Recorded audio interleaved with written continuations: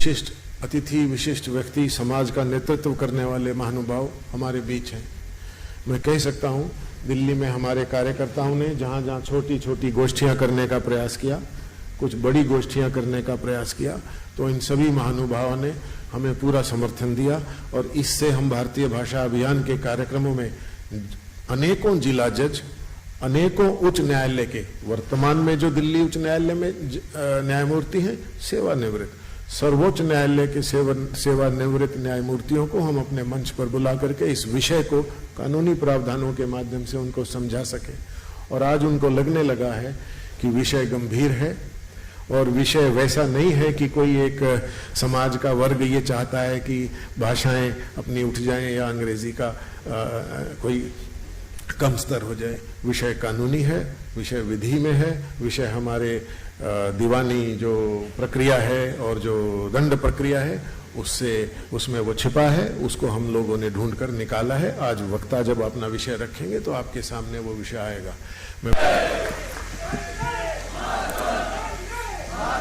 आदरणीय न्यायमूर्ति द्वय श्रीयुत हरिहरन नायर जी, श्रीयुत प्रमोद कोहली जी, मंच पर उपस्थित भारतीय भाषा अभियान के तथा शिक्षा संस्कृति उत्थान न्यास के सभी कार्यकर्तागण, पदाधिकारीगण, उपस्थित अधिवक्तागण, नागरिक सज्जन, माता भगिनी,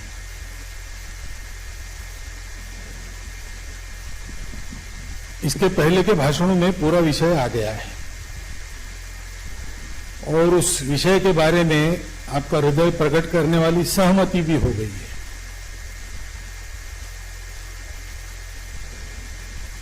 एक कानून का ज्ञान न रखने वाले व्यक्ति के नाते सामान्य व्यक्ति का अनुभव क्या है मैं आपको बताता हूं।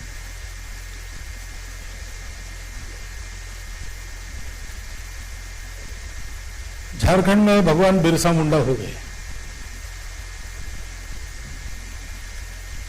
और पकड़े गए और लगभग उनको उनके 240 अनुयायियों के साथ न्यायालय में खड़ा किया गया, उन पर अभियोग चला। झारखंड में एक अधिकृत सरकारी रिसर्च इंस्टीट्यूट है, उन्होंने वो सारा इतिहास लिखा है, बिरसा एंड हिज ट्राइब्स ऐसा पुस्तक है और बहुत विस्तृत वर्णन उस अभियोग का है। भगवान बिरसा मुंडा तो संघर्ष का नेतृत्व कर ही रहे थे, तो उस समय के कानून के अनुसार उनको कुछ सजा होना ये तो अपेक्षित था, लेकिन उनके साथ उनके 240 जो अनुयायी पकड़े गए थे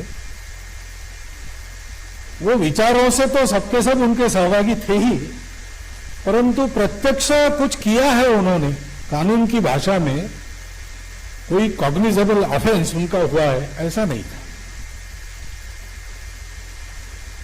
बिरसा मुंडा की तो कारावास में ही बहुत संशयास्पद स्थिति में मृत्यु हो गई। जैसे एल्बा द्वीप पर नेपोलियन मरा तो क्यों मरा अभी भी विवाद चलता है, बीमारी से मरा कि आर्सेनिक दिया गया ऐसा चलता है, ऐसा भगवान बिरसा मुंडा के बारे में भी चर्चा करने की बहुत गुंजाइश है। परंतु उन अनेक 240 निरपराध, उसमें से जो सारे निरपराध थे, बहुत ज्यादा थे, उनको भी आजन्म कारावास जैसी सजाएं भुगतनी पड़ी। परिवार के परिवार उद्ध्वस्त हो गए। वहां के हमारे लोगों के स्वतंत्रता के लिए चलने वाले संघर्ष की कमर टूट गई। इतना बड़ा आघात हुआ, अन्याय हुआ। अन्याय करने की बुद्धि से वो किया गया ऐसा 100% नहीं है। ऐसा होने का प्रमुख कारण यह है कि अंग्रेजों का न्यायालय था, अंग्रेजी में न्याय मिल रहा था, अंग्रेजी में बहस चल रही थी, अंग्रेजी मैजिस्ट्रेट थे, अंग्रेजी वकील भी थे, अंग्रेज अफसर, सरकारी गवाह थे। वो क्या बोल रहे थे इन 241 लोगों को समझ में नहीं आता था और ये 241 लोग क्या बोल रहे हैं ये उनको समझ में नहीं आता था। बीच में भाषांतर करता रखे थे, लेकिन जैसा अभी बताया कि 41 डायलेक्ट बोलियां 70 किलोमीटर में चलती है, वैसे वहां की उनकी मुंडारी बोली जानने वाले लोग कम थे। जो जानता था उसको वो काम नहीं दिया था, और जिसको काम दिया था वो कम जानता था। जो जानता था उसने ये इतिहास लिख के रखा है कि बहस कैसे हुई। ये बता कुछ रहे, जज पूछ कुछ रहा है, ये हां बोल रहे ना बोल रहे उसको समझ में नहीं आ रहा है, और जिसको कांगारू जस्टिस कहते हैं ऐसा वहां पर न्याय हो गया, यानी अन्याय हो गया।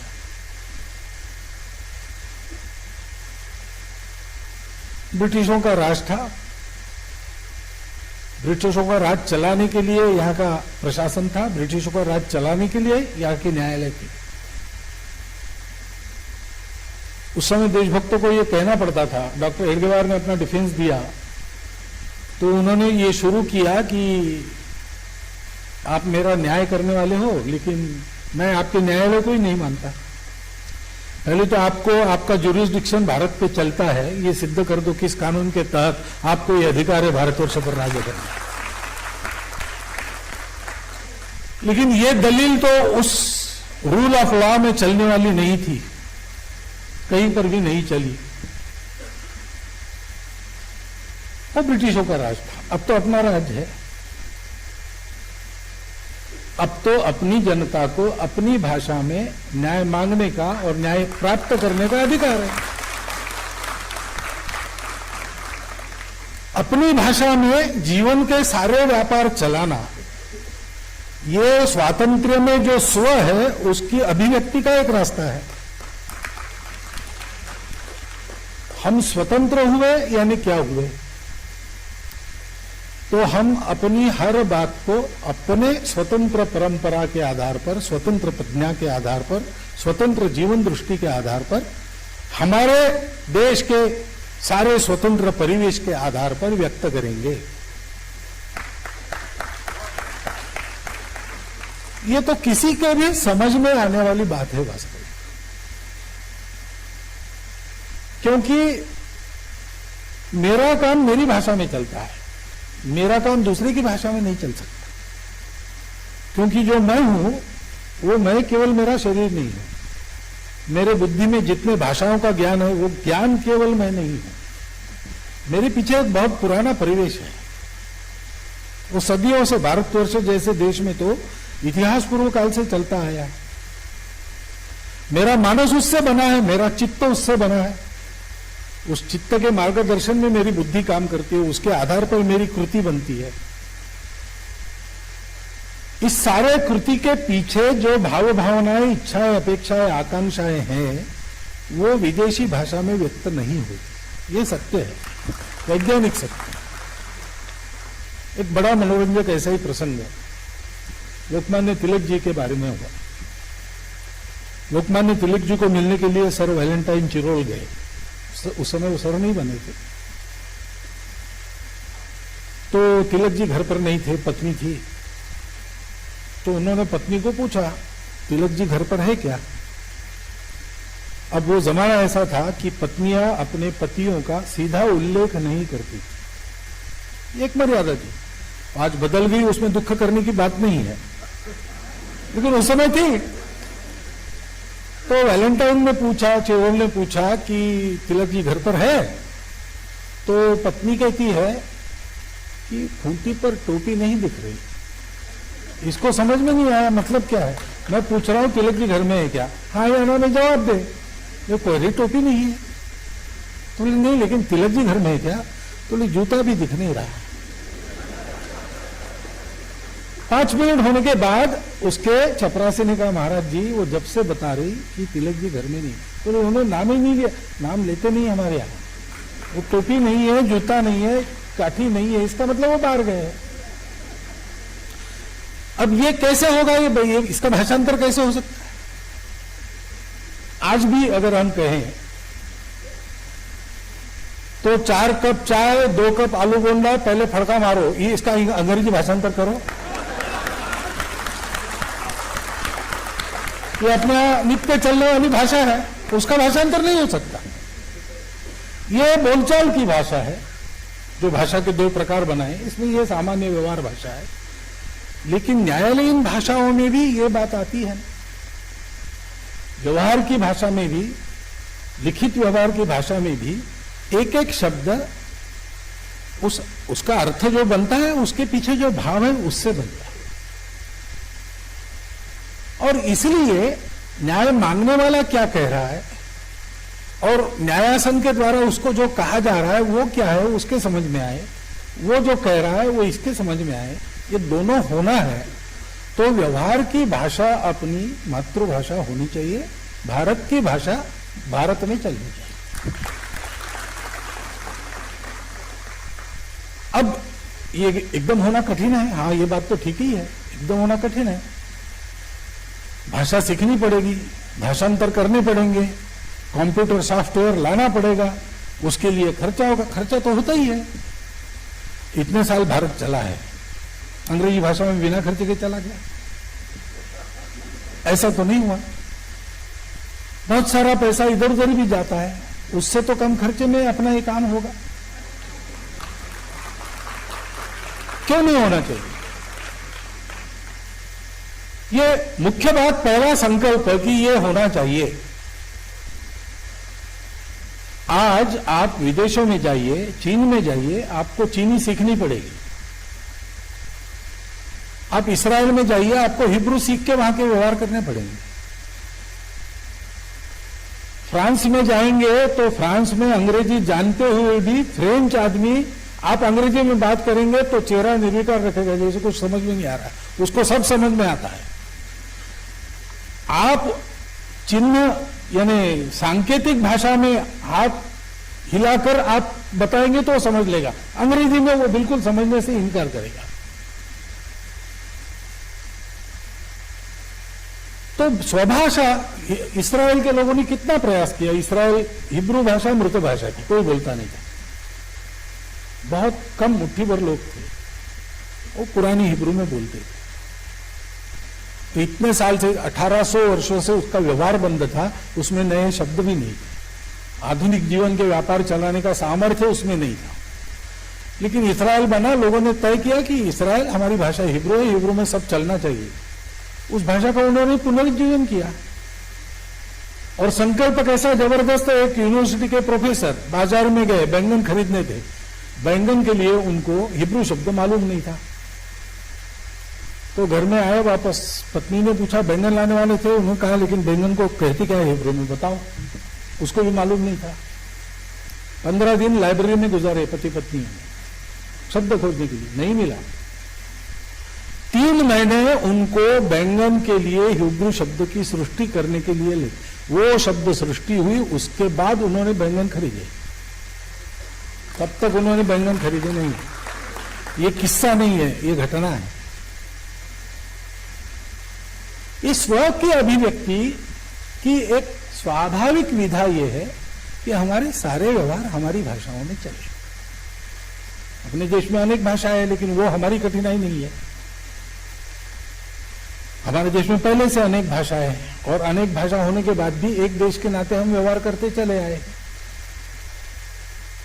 सुदूर केरल से मलयालम बोलने वाला व्यक्ति काशी में आके हिंदी भाषिक प्रदेश में, बाद में प्रयाग आदि आदि तीर्थ यात्रा पैदल करके सबसे बात करते हुए, सब करते हुए जाता था। और वहां से कांवड़ लेके लोग केरल में जाते थे, हिंदी भाषी लोग। उस समय अवधी या भोजपुरी बोलते होंगे। वो गए और रामेश्वरम में वो कांवड़ अर्पण करके आए। कहीं हमको अपने सामाजिक व्यवहार में भाषाओं के विविधता की कठिनाई नहीं हुई। और इसलिए यह निष्कर्ष कि संकल्प चाहिए, रास्ता निकलता है। अगर हम तय करते हैं कि ये होना चाहिए, तो आज कैसा होता है कि ये कठिनाई है, वह कठिनाई है, इसलिए इसको नहीं करना। अब शंभुनाथ जी ने एक पुस्तक लिखी, उसको मैंने पढ़ा, वो सारी कठिनाइयां बताई गई वो उसमें है। तो कठिनाइयां इस स्वरूप की है, अभी एकदम ये करेंगे तो हमको तो आती ही नहीं भाषा, कैसा होगा? हिंदी में चले तो हिंदी का विरोध होगा, कैसे होगा? लेकिन आज नहीं हो सकता, ये बात ठीक है, लेकिन कल हो, 20 साल के बाद हो, इसलिए आज प्रारंभ करना पड़ेगा ना, उसकी तैयारी करनी पड़ेगी, लोगों का मन बनाना पड़ेगा, अपनी अपनी भाषा में अपना व्यवहार चले, सारे देश की एक व्यवहार भाषा हो, सर्वसहमति से हम उसको तय करें कौन सी हो, और वो सब लोग सीखे और जन व्यवहार में उसका उपयोग करें। ये करना है, आज नहीं हो सकता तो आज क्या तैयारी करने से धीरे धीरे होने लगेगा, ये सोचकर प्रारंभ हो सकता है।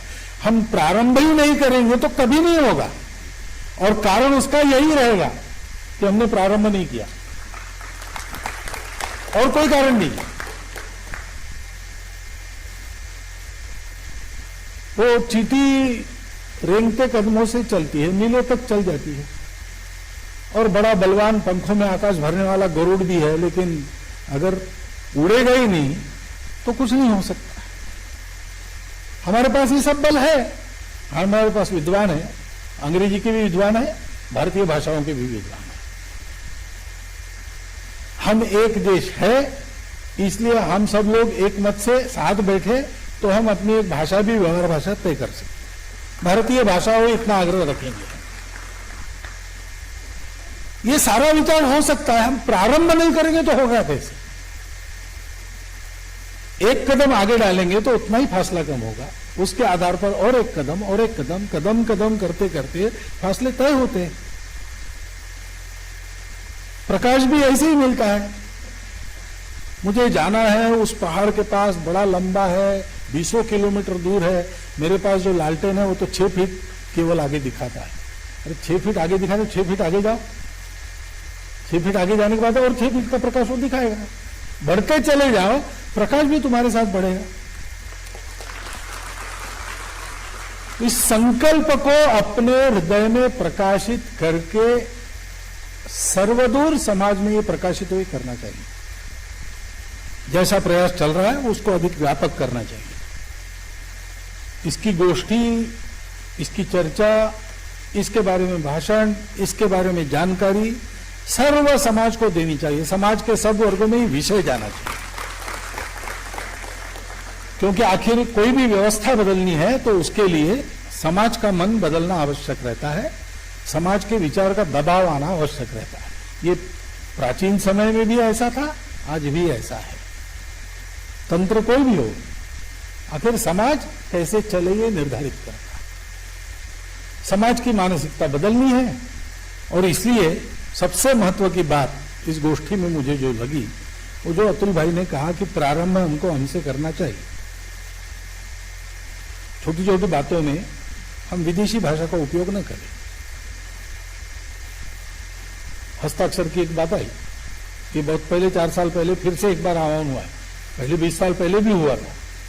अपने हस्ताक्षर हम अपनी मातृभाषा में करें। हम अपने घर में और अपने रिश्तेदारों से बात करते समय अपनी भाषा में करें। यह हो सकता है ना। कई बार ट्रेन में, बस में चलता हूं, प्रवास करता हूं तो दिखता है कि हिंदी भाषी परिवार है, मराठी भाषी परिवार है, या दक्षिण की कोई भाषा है। भाषा सब जानते हैं, लेकिन वो माताजी पिताजी अपने बच्चों से अंग्रेजी में बात करना ही पसंद करते हैं। क्यों करते हैं? उससे क्या मिलने वाला है? आज का विज्ञान भी कहता है कि इससे नुकसान होने वाला लाभ नहीं। मातृभाषा का माध्यम नहीं है तो बच्चा शिक्षा में पिछड़ने वाला है। ज्ञान उसका, बुद्धि का विकास मार खाएगा, ये शास्त्र कहता है, आज का विज्ञान कहता है। ये जानकर भी हम अपने लोगों में क्यों विदेशी भाषा का उपयोग करते हैं? अपने घर में शादी विवाह है, हाँ कुछ लोग हो सकते हैं जिनको भारत की भाषा नहीं आती, हिंदी भी नहीं आती, भारत में भी हो सकते हैं, उनके लिए हम अंग्रेजी में निमंत्रण छापे, बात ठीक है। लेकिन अधिकांश लोग तो हमारी भाषा जानने वाले होते हैं, उनके लिए अपनी भाषा में हम छापे। ये कितनी छोटी छोटी बातें हैं, इसके लिए कोई प्रयास आवश्यक नहीं, हम प्रारंभ करें तो हो जाए। मुझे लगता है इस विषय के बारे में सारे समाज की सजग सहमति तो है। अपने समाज में बहुत थोड़े व्यक्ति ऐसे निकलेंगे जो कहेंगे कि ऐसा नहीं होना चाहिए, और जो ऐसा कहेंगे उसमें से 99% लोग अंग्रेजी की श्रेष्ठता के कारण ऐसा नहीं कहेंगे, वो कहेंगे कोई व्यावहारिक कठिनाई और कुछ नहीं। कठिनाइयों को पाटा जा सकता है। अगर ये कठिनाइयां पाट कर हमने इस प्रस्ताव को रखा तो वो शेष लोग भी कहेंगे कि हाँ फिर हो सकता है। ये मन बनना चाहिए सारे समाज का, इसलिए हमको तुरंत करने का, हम सबके लिए काम, भारतीय भाषा अभियान जो करेगा करेगा, शिक्षा संस्कृति उत्थान जो करेगा करेगा, लेकिन हम में से प्रत्येक व्यक्ति जो कर सकता है अभी से, इसी क्षण से अपनी भाषा का उपयोग बने तक करना, जहां नहीं बनता वहां बात अलग है, और बनना अपनी ताकत पर निर्भर है। हम कितने आग्रही हैं, हम कितने,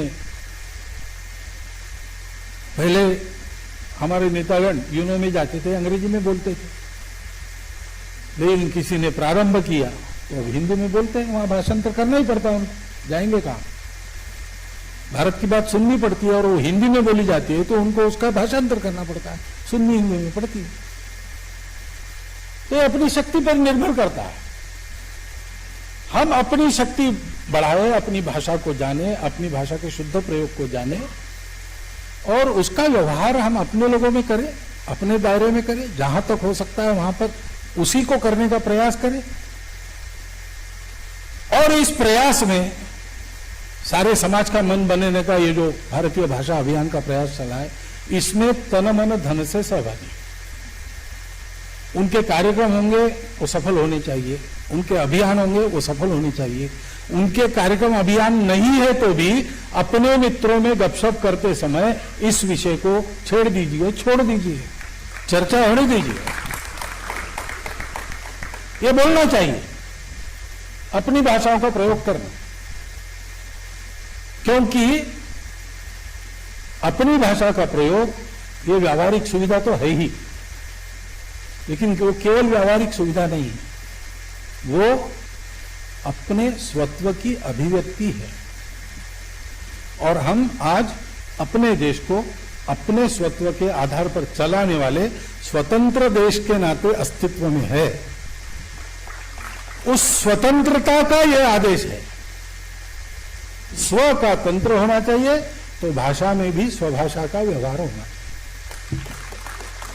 इतना सरल ये विषय है, मन बनने की कठिनाई है, उसके लिए जो प्रयास आज तक हुए हैं वो अभिनंदन उसका मैं करता हूं, प्रोत्साहन भी देता हूं।